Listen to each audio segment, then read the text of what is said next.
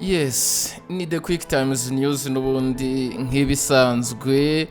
Ni amakuru, ni breaking news atugezeho muri aka kanya, aho inkuru dukesha igihe.com ivuga yuko Rusizi batanu bakomerekeye mu mpanuka y'imbangukiragutabara. Iyi mbangukiragutabara rero nk'uko mubibona, murabona ko yaguye amapine akajya hejuru ku buryo umuntu wese wayibona ashobora gukeka yuko nta n'uwabashije kurokoka iyi mpanuka. Ariko iyi nkuru dukesha igihe.com ivuga yuko batanu bakomerekeye muri iyi mpanuka y'iyi mbangukiragutabara. Reka tubane rero muri aya makuru, nta kindi usabwa uretse kureba aho hasi handitse subscribe cyangwa se abone, ugakandaho maze tukajya tubonera aya makuru ku gihe.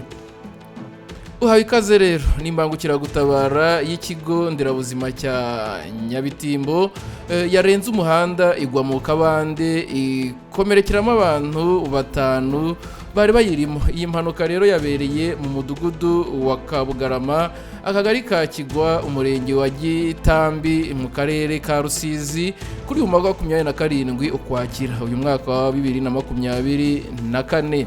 Zari isaha rero z'isa 8 z'igicuku nibwo iyi mbangukiragutabara yarivanye abarwayi n'abarwaza ku kigo nderabuzima cya Nyabitimbo. Yarijyanye rero aba barwayi mu bitaro bya Mibirizi, yarenze uyu muhanda igwa mu kabande. Mu gihe ni imbangukiragutabara iki kigo nderabuzima cyahawe isimbura yakoze impanuka tariki ya 3 Ukwakira 2024. Nicyo gihe iyi mbangukiragutabara bari bayiherewe isimbuye yari isanzwe ikorayo, igahitana rero abantu batanu barimo n'umwana w'imyaka 5. Umuyobozi rero w'ikigo nderabuzima cya Nyabitimbo Niyitegeka Gerard mu kiganiro n'igihe yavuze ko iyi mbangukiragutabara yarimo abantu 6 barimo abarwayi 2, abarwaza 2 na shoferi n'umuforomo. Ati mu magambo ye, umushoferi yagize ati yatubwiye ko yarwanye nayo iramunanira igwa mu kabande. Turakeka ko iyi mpanuka yatewe n'umunaniro cyangwa se umuhanda mubi, kuko avuga ko yabanje kurwana nayo. Abakomerekeye muri iyi mpanuka bahise boherezwa kuvurirwa mu bitaro bya Mibirizi. Ubwo rero twavuganaga n'umuyobozi w'ikigo nderabuzima cya Nyabitimbo, yavuze ko 2 bagiye koherezwa ku bitaro bya kaminuza biherereye i Huye. Nk'uko mubibona rero mu mashusho, nuko iyi mpanuka yabaye yisanga iryamye aho muri izo nsina cyangwa se mu rutoki. Tutahagarikiye aha rero iyi nkuru yacu, hari indi nkuru dukesha igihe.com n'ubundi, aho bivuga yuko Ubufaransa bwashinjwe uruhare muri jenoside yakorewe Abatutsi. Ibirego byo gusambanya Abatutsikazi nabyo birabyutswa. Aya makuru rero nayo tuyakesha igihe.com. Ni inkuru yanditswe ku tariki 26 z'ukwezi kwa 10 2024 isaa 5 n'ubundi 29. Umuryango rero uharanira kugeza mu butabera abagize uruhare muri jenoside yakorewe Abatutsi mu 1994 bihishe mu Bufaransa, Rwanda Avenir cyangwa se GARG n'Abanyarwanda 28 bacitse ku icumu bajyanye leta y'Ubufaransa mu rukiko rw'ubutegetsi rwa Paris bayishinja uruhare muri aya mateka. Ongeye guhabwa ikaze n'ubundi rero muri iyi nkuru. Ndagiza kugenda mbanyurizaho gake gake ngenda mbereka n'amafoto yo muri icyo gihe mu 1994 yafashwe na Jose Nicolas wo ku kinyamakuru Get Images. Dafroza Gutia Mukarumongi washinze CPCR yatangarije igihe ko ikirego batanze gikubiye mu bitabo cyangwa se muri memoire 3 bigaragaza ibyo iyi miryango n'aba banyarwanda bashinja leta y'Ubufaransa. Ibirego rero bishingiye ku bikorwa by'ubufatanye bwa leta y'Ubufaransa n'iy'u Rwanda bwabayeho kuva mu mwaka w'igihumbi kimwe magana cyenda na mirongo icyenda kugeza mu mwaka w'igihumbi kimwe magana cyenda mirongo icyenda na kane. Ni amasezerano rero mu bya gisirikare na politike yashyizweho umukono muri ibyo bihe. Dafroza rero yasobanuye ko bareze leta y'Ubufaransa kuba yarataye kandi ikanga gukiza abakozi babo b'abatutsi bakoraga muri ambasade n'abandi bakoraga muri Centre Culturel Français. Kuba rero abasirikare b'Ubufaransa barasambanyije abagore b'abatutsi muri zone turquoise. Ikindi iyi miryango irega leta y'Ubufaransa leta y'Ubufaransa ni ukuba abasirikare bayo babaga mu Rwanda muri iyo myaka barijanditse mu bikorwa byo kuvangura abanyarwanda bashingiye ku moko, binyuze rero mu kugenzura indangamuntu zabo kuri bariyeri zitandukanye babaga bahagazeho.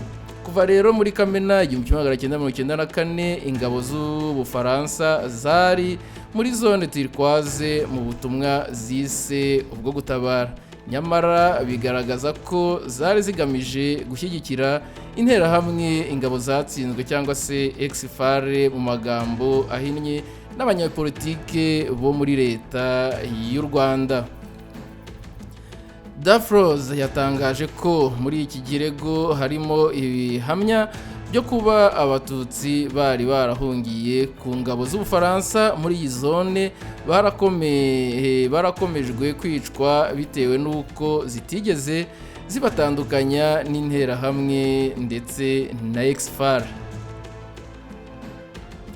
Urugero rero yatanze ni ubwicanyi bwakorewe mu misozi ya Bisesero, aho ingabo z'Ubufaransa zanze gutabara abatutsi bazitakambiye ngo zibatabare ubwo interahamwe na ex-FARE bari bamaze kwicamo abarenga 40,000 kugeza ubwo abandi barenga 4,000 bishwe kuva tariki 27 kugeza ku ya 30 Kamena umwaka w'1994.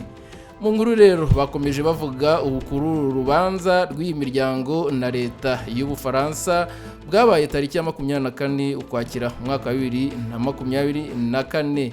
CPCR yari hagarariwe n'umunyamategeko Philippe Raphael, ari nawe watunganyije iki kirego. Mubabarire, Raphael yagize ati leta y'Ubufaransa iba yarakumiriye jenoside ariko ntiyabyihoreye gusa, ahubwo yanafashije intagondwa z'abahutu mu bya politike, diplomasi n'igisirikare mbere mu gihe na nyuma ya jenoside zakoze. Perezida rero w'Ubufaransa Emmanuel Macron muri Mata 2024 yatangaje ko Ubufaransa n'ibindi bihugu byashoboraga gukumira jenoside yakorewe abatutsi mu 1994 ariko nta bushake byagize bwo gutabara. Yagize ati ubwo icyiciro mu magambo ye rero yagize ati ubwo icyiciro cyo gutsemba abatutsi cyatangiraga, umuryango mpuzamahanga wari ufite ubushobozi bwo kumenya no kugira icyo ukora. Ubufaransa bwashoboraga guhagarika jenoside hamwe n'inshuti zo mu burengerazuba no muri Afurika, ariko nta bushake byari bifite. Ubutumwa rero bwashimangiye ijambo ryo kwemera uruhare rw'Ubufaransa muri aya mateka yavugiye ku rwibutso rwa jenoside rwa Kigali tariki ya 21 Gicurasi mu mwaka wa 2021 ubwo aheruka mu Rwanda, ndetse na raporo y'ubushakashatsi yakozwe n'itsinda ryari riyobowe n'Umufaransa Prof Vincent Duclet. Gusa rero Minisiteri y'Ingabo y'Ubufaransa ihagarariwe n'uruhande ruregwa yasabye urukiko rw'ubutegetsi kugaragaza ko rudafite ububasha kuri iki kirego bitewe n'uko ibikorwa bya leta ari byo biregwa. Yongereyeho ko ibyemezo bifatwa mu rwego rwa politike y'igihugu bigira ubudahangarwa mu butabera bw'iki gihugu. Ikirego cyatanzwe muri Mata 2023 gikurikirwa n'iperereza ryakozwe kuva muri Gicurasi kugeza muri Kamena 2024. Iyi miryango rero isaba ko leta y'Ubufaransa yatanga indishyi ya miliyoni 500 z'amayero zo gusana ibyangiritse. Umwanzuro utegerejwe tariki ya 14 Ugushyingo umwaka wa 2024.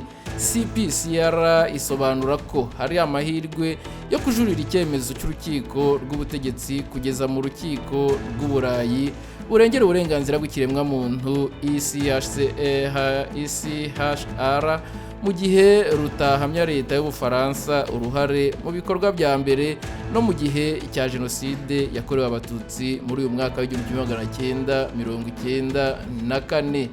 Turaza kugenda rero n'ubundi tubereka ingabo z'Ubufaransa aho zirimo zishinjwa n'ubundi kugira uruhare muri jenoside yakorewe abatutsi. Turaza kugenda tuzibereka aho zari ziherereye mu karere ka Cyangugu, aho zasambanyije abagore n'ubundi b'abatutsikazi n'ubundi nk'uko bagiye babikora n'ahandi twavuze haruguru. Rero abagore rero basambanyijwe n'izi ngabo z'Ubufaransa babana n'ihungabana. Abasirikare rero b'Abafaransa bari muri operation Turquoise bageze Cyangugu bigabamo amatsinda, umubare munini usigara i Kamembe ku kibuga cy'indege, abandi bajya i Nyarushishi mu Bugarama, Intendezi no mu Kirambo.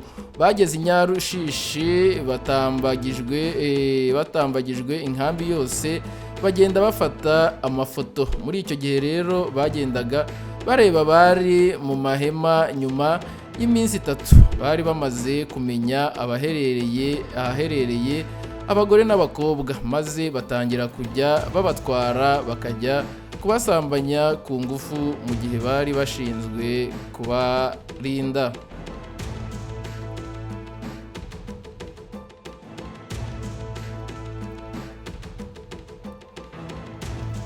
Dukomeje n'ubundi muri iyi nkuru, igitabo cyitwa Jenoside yakorewe abatutsi mu yahoze ari Perefegitura ya Cyangugu cya CNRG kigaragaramo ubuhamya bw'ababonye ayo mahano. Kambogo Constance yagize ati Abafaransa bafataga abakobwa ku manywa y'ihangu bakabasambanya, bazaga mu nkambi bakazenguruka bakagenda basohora abakobwa muri za burende, maze bagatoranya abo bashaka babeshya ko ari abo kujya kubakoresha isuku. Mu basambanyijwe ku ngufu i Nyarushishi harimo Claudine wari ufite hagati y'imyaka 14 na 15. Byamuviriyemo guhungabana kugeza bwo abaye nk'umusazi. Hasambanyijwe kandi Mukayiranga Mado, Mukayez Pascaline, Mukayitesi Jacqueline, Umulisa, abana n'abakobwa bari bavuye muri Eyave Ntendezi n'abandi. Hasambanyijwe kandi Mukayiranga Mado n'ubundi. Iki gitabo gikomeza kigira kiti bakorerwaga kandi ibikorwa by'ubunyamaswa birimo kubashyiramo urusenda bakabasambanya mu kanwa, mu kibuno hakabafata amafoto babambitse ubusa n'ibindi. Abarangije bahitaga babahererekanya biyamira ko ari beza, ko batandukanye n'abakobwa n'abagore biwabo. Nyuma yo kubasambanya ku ngufu rero bababeshyaga kubaha ibiryo bitaga ration de combat cyangwa se biscuit. Uretse rero mu nkambi ya Nyarushishi bigaragazwa ko Abafaransa basambanyije ku ngufu abagore n'abakobwa ku kibuga cy'indege cya Kamembe, kuri stade Kamarampaka n'ahandi. Habimana Jean Bosco wari interahamwe kandi agakorana bya bugufi n'igisirikare cy'Abafaransa, dore bari baramuhaye n'imbunda, yatanze ubuhamya bw'uburyo Abafaransa bari muri stade bamusabye kubashakira abakobwa bo gusambanya, cyane cyane Abatutsi, bavuga ko ari bo batabateza ikibazo mu gihe byamenyekana. Ubwa mbere ngo yabazaniye abakobwa babiri, uwa mbere yitwaga Beata yari afite imyaka nka 15. Habimana avuga ko yamukuye imururu kandi yari amaze kumenya neza ko ari umututsi. Bamaze kumusambanya ngo Abafaransa basabye ko interahamwe zitamwica. Uwa kabiri yitwaga Mukasine Florence wari ufite imyaka 14. Habimana rero avuga ko we yamukuye muri segiteri ya w'inteko muri serire Bugayi aho yari yihishe nyuma yo kwicirwa umuryango. Kuri paji ya 361 y'igitabo nababwiraga haruguru hagira hati ageze muri stade Kamarampaka yarasambanyijwe bikomeye ku buryo bamurekuye atakibasha gutambuka. Nawe bamaze kumusambanya basabye ko interahamwe zitamwica. Beata na Mukasine bari barahungiye mu nkambi ya Nyarushishi bafatwa basohotse bagiye gushakisha ibyo kurya aho bakomoka kubera ko abaturanyi babo bari baratangiye guhungira muri Kongo bakumva ko bashobora kugerayo bagafata ibyo kurya bakagaruka mu nkambi. Colonel Jacques Hogar wari umuyobozi wa Turquoise Icyangugu yakunze gushyirwa mu majwi kubwo kuba yararetse abo yayoboraga bagasambanya abagore ku ngufu banabakorera ihohoterwa ritandukanye rishingiye ku gitsina. Nicyo kimwe rero na Colonel Sartre Patrice wabaye umuyobozi wa Turquoise Gikongoro. Ni inkuru rero dukesha igihe.com. Reka tube tuyihiniye ahangaha. Nta kindi usabwa rero uretse kureba aho handitse subscribe ugakandaho maze tukajya tubana 5 kuri 5 mu makuru nk'aya ngaya.